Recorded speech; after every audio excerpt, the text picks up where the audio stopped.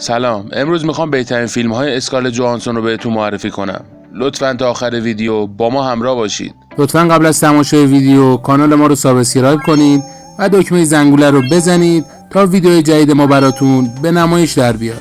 فیلم سینمایی پرستیژ، تاریخ اکران سال 2006. داستان فیلم درباره دو شعبده‌باز به نام آلفرد و رابرت است.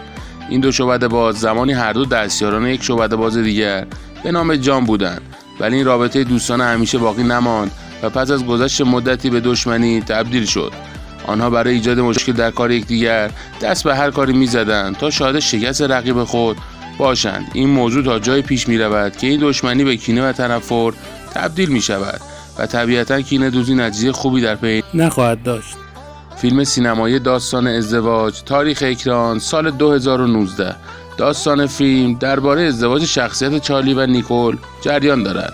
چارلی کارگردان تئاتر موفق در نیویورک است و چارلی نیز به خاطر حضور در یک فیلم نوجوانانه نه چندان قوی شهرت کمی دارد. ازدواج این دو شخصیت پس از سالها وارد مشکلاتی جدی می شود که این دو نفر را به فکر طلاق می اندازد.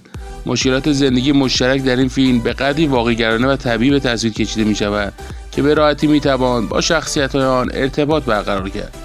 فیلم سینمایی دختری با گوشواره مروارید، تاریخ اکران سال 2003. داستان فیلم نمایشگر شخصیت گریت است. گریت یک خدمتکار جوان به شمار می رود که در خانه یک نقاش معروف به نام یوهانس کار می کند. یوهانس رفته رفته متوجه استعداد بسیار بالای گریت شده و به همین دلیل او از خدمتکار خانه به دستیار این نقاش معروف تبدیل می شود. یوهانس تصمیم می گیرد از گریت به عنوان مدل یکی از نقاشی‌های خود استفاده کند و او را به تصویر بکشد. همین تصمیم باعث خلق زیباترین نقاشی کشیده شده توسط او می شود.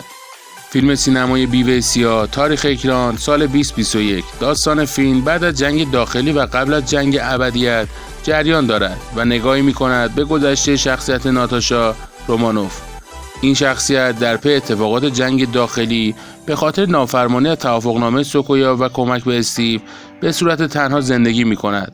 به همین دلیل تحت تعقیب دولت قرار گرفته است. به دلیل این اتفاقات ناتاشا به بوداپست می رود و باید با اتفاقات ریز و درشتی که جلوی خود می بیند دست و پنجه نرم کند. فیلم سینمایی جزیره، تاریخ اکران سال 2005.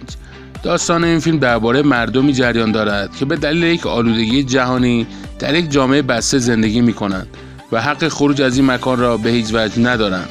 طبق وعده‌ای که به آنها داده شده، آنها می توانند در جزیره خوش آب و هوا زندگی کنند، ولی هر هفته تنها یک نفر شانس زندگی در آن مکان رویایی را دارد.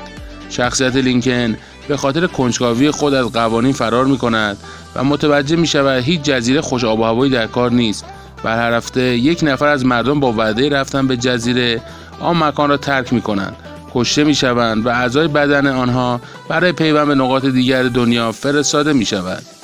فیلم سینمایی لوسی، تاریخ اکران سال 2014. داستان بسیار جذاب این فیلم درباره شخصیت به نام لوسی جریان دارد که به دلیل اتفاقاتی با یک باند خلافکار ملاقات می کند. آنها از بدن او برای قاچاق ماده قدرتمند به اروپا استفاده می کنند.